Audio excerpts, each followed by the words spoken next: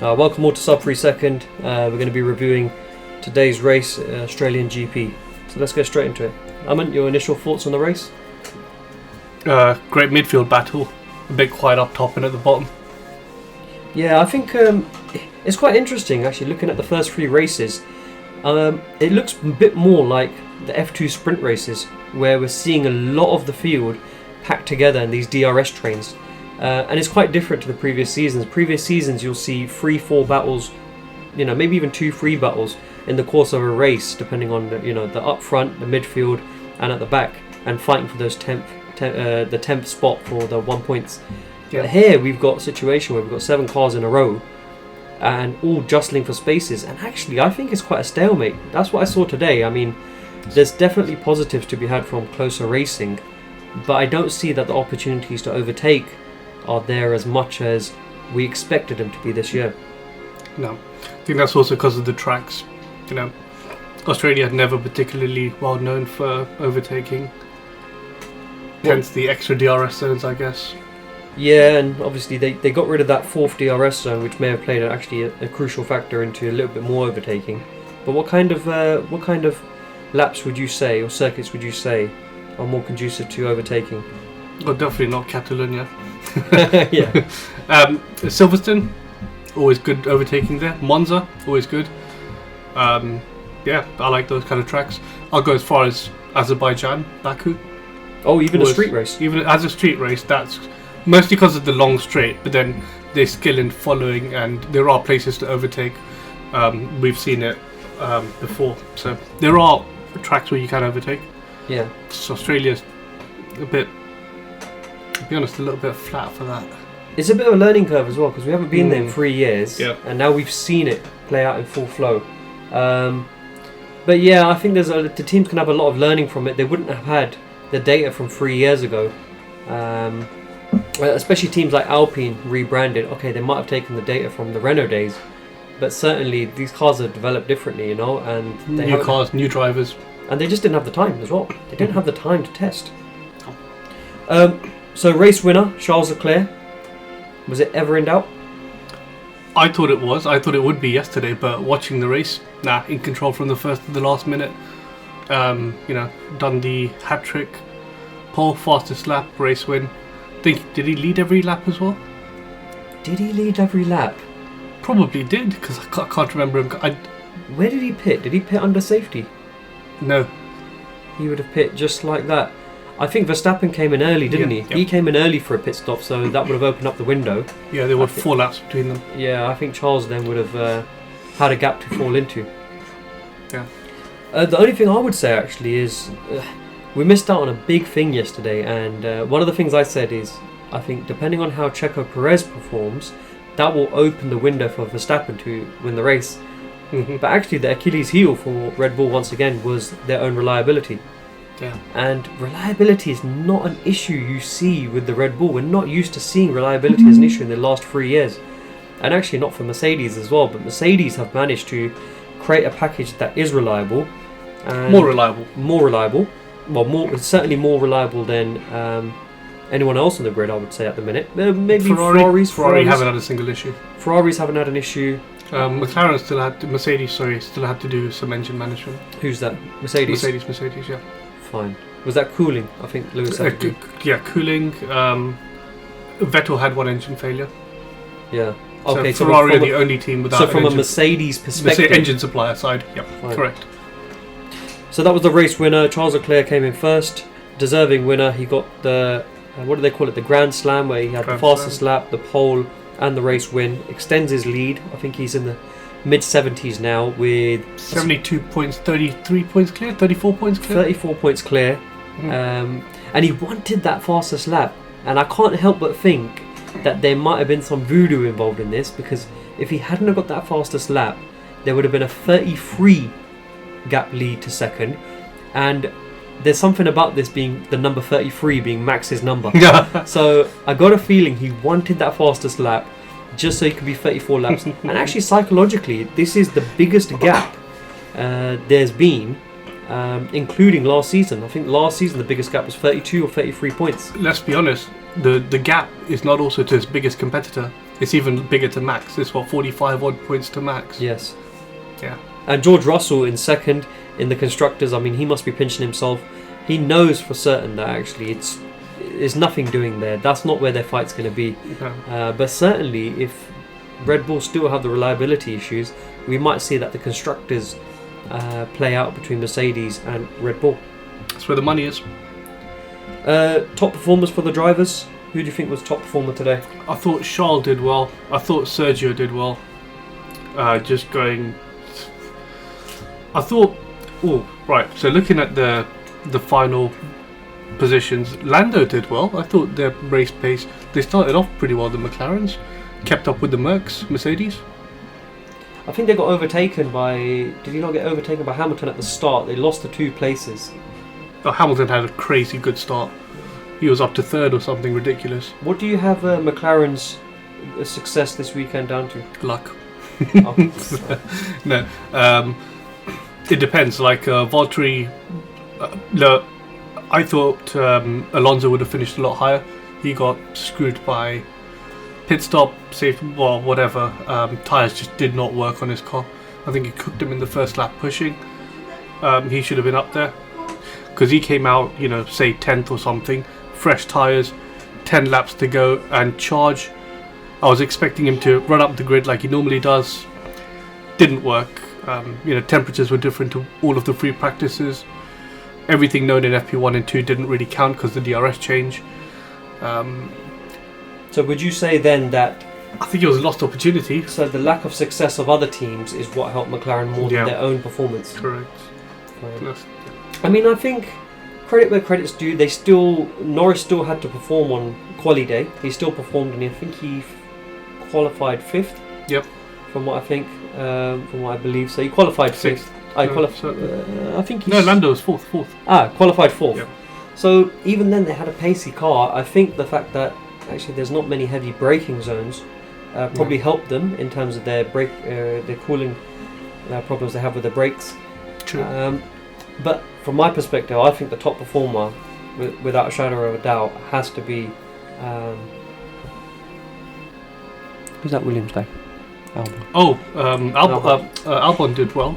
So, yeah, from my perspective, without a shadow of a doubt, the guy who I'm going to give driver of the day to is Albon. 57 laps and 1 set of tyres just came in for the last lap. That's unbelievable. I mean, what are we calling him? Are we calling him like Albon Perez or something? Because this guy's tyre management was just unreal. And the difference to Latifi. And just exposing how poor Latifi is. Yeah, I mean, they were on different strategies. They started on different tyres as well. We know that Albon started on the hard tyre, and it seems that that hard tyre specifically, the C2 compound, is just working wonders for that car. But at the end of the day, he still had to deliver. We did think for a second that was he going to pit, or was he just going to take the penalty, and was this more a statement of intent? But actually, this is just Jos Capita, the team principal, brought him in on the final lap and managed to get out just in line with Guan Yu Zhou. I actually think that he had a slow pit stop, which put him right next to Guan Yu Zhou, but it put Guan Yu Zhou on the defensive, which meant that he didn't have the drive into the back of Albon, and Albon was able to, in essence, retain 10th position. Crucial point for the team, and actually just gets their season kick-started. From a constructor standpoint, who do you reckon top performed? Mercedes. Without a shadow of a doubt. Yeah. Damage limitation for them? Do you know what? They're earning points that they wouldn't normally earn. I wouldn't go as far as damage limitation, but you didn't see them coming 3rd and 4th. Especially with Sainz dropping out and Max. Yeah, they just capitalised, took it. Good result. Can't disagree with that. The biggest loser by a driver, who do you think lost out the most? Sebastian Vettel. not only because he's done that, but mentally, to be a 4-time world champion, ride the curb, and then go crashing into the wall. And he's done that twice this weekend now? Yeah, it's not great. Do you think it's got anything to do with the fact that he had a lack of running in the practice sessions? Yeah, I mean, he still might not be 100%, maybe good enough to race, but... Maybe psychologically he's still feeling the effects of COVID. I think for Aston, possibly. for Aston Martin, this weekend's a write-off. When do you think that Stroll, this is Lawrence Stroll, will start losing his patience? I don't think he will. You think he'll stick with it? I think he'll stick with it for a while yet. But a 4-time world champion, and very surprising. This was quite synonymous with what Russell did. Remember Russell in the Williams under safety car a couple of seasons ago, where he was running in the points, and he was just trying to heat up the tyres and get some... he spun it. Yeah, he spun it straight into the wall. Yep, Grosjean at Baku, when he's on third position or something. Yeah. Spun it on the warm-up safety car reheat thing. But it is a rookie error though, isn't it? It is. It's poor. What happens to Vettel from here? Because obviously he never came back well for Ferrari from the Hockenheim situation, where he put it into the wall. Now he's done this in really seemingly he wasn't really under much pressure. Nah. Where do you think Vettel goes from here? I think he's going to enjoy the next week off, and then European season. It's Emilia Romagna. Yeah. Ferrari's home. He'll feel more a bit at home there, I guess, even in Aston. It's more familiar tracks and some time off. He's got to get a haircut as well. Yeah, I saw his bonnet and I was thinking, what's going on here? Clippers. I mean, I'm bored, so I can't really talk too much, but still, mate, sort it out. Yeah, I wasn't impressed with his bonnet. In fact, I was less impressed with his bonnet than his driving. I thought his driving was better than his bonnet. Mm-hmm. The best thing about Vettel this weekend is he's got the Ukrainian flag on his helmet. Oh, does he? Yeah. Oh, well supported. Okay, and we support that cause as well. I actually think that Sainz needs a mention for biggest loser in terms of driver. I mean, he was in a situation where he started 10th. We know the issues he had in qualifying yesterday. Within the first lap, he was down to 14th, and I think he just got frustrated.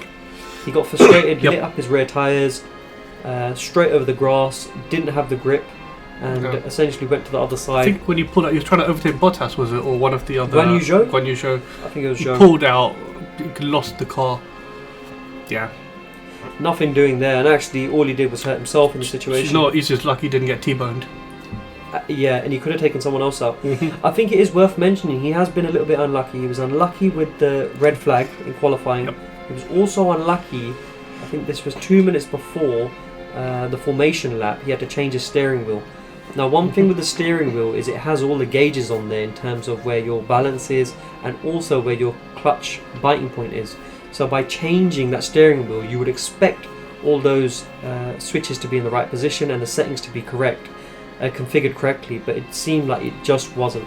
So his balance was incorrect, he wasn't able to get off the line as he was expecting to, and actually on the onboard footage you can see that his car went into anti-stall, which just put him on the back foot. But at the end of the day, you're a Formula 1 driver, you know you've got a good car, is there for 57 laps, you're not going to win the race in the first 2 laps. You know, unless it's unless it's Spa in the rain. Yeah, unless it's Spa. Yeah, exactly. Unless it's Spa in the rain and you're behind a safety car for 2 laps. But we won't talk about that. The other person I would need to mention here is Max Verstappen. I mean, super unlucky for him. He's missed out on 18 points. I don't sympathise much with the Red Bull team. I think they need to sort out their gremlins. You've really got to be able to make sure you've got a car that is reliable, and then you can build on that.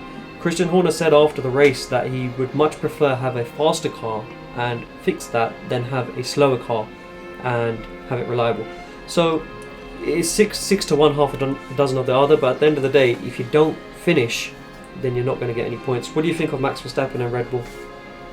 I think they misjudged race. Look, everyone misjudged race pace.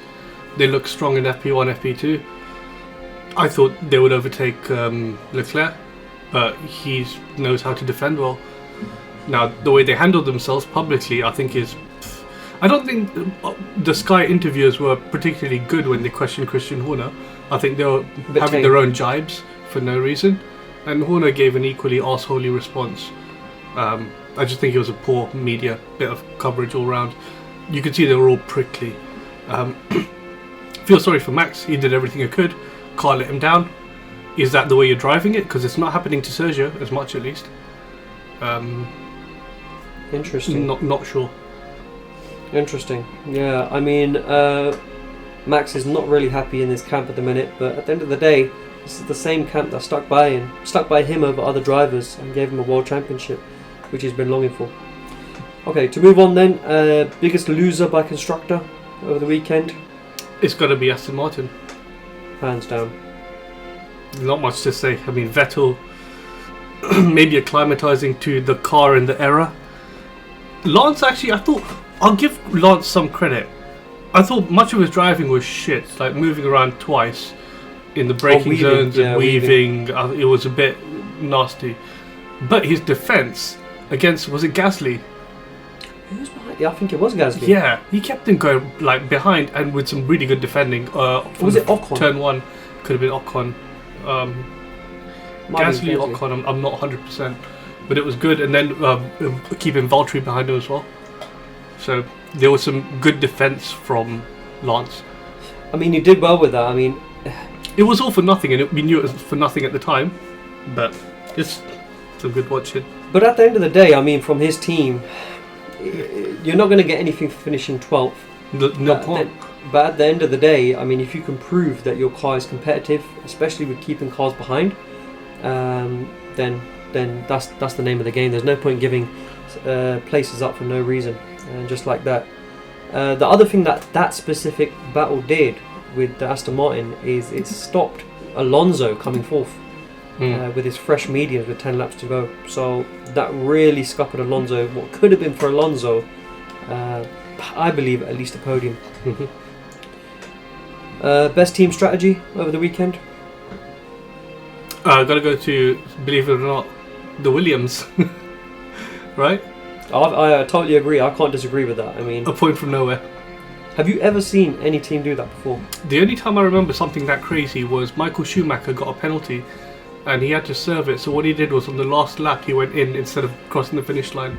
I remember that. That's the only time I could...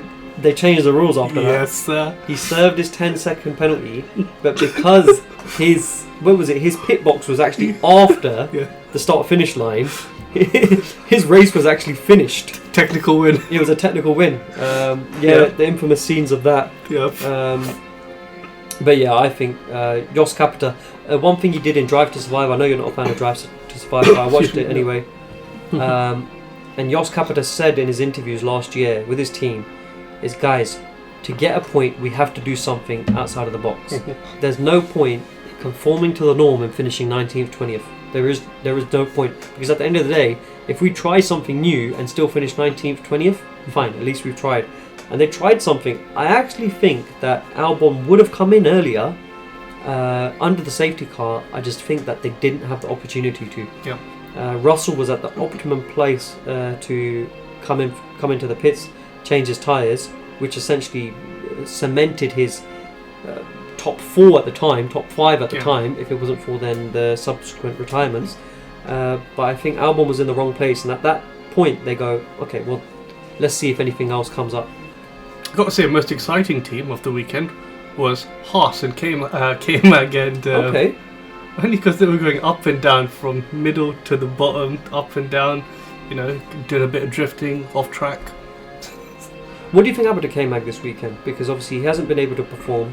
They did alright, Is it the COVID situation with him? 13, 14 is Did when... he have COVID, or was he just not well? No, he just wasn't well. Stomach bug or something. Fine.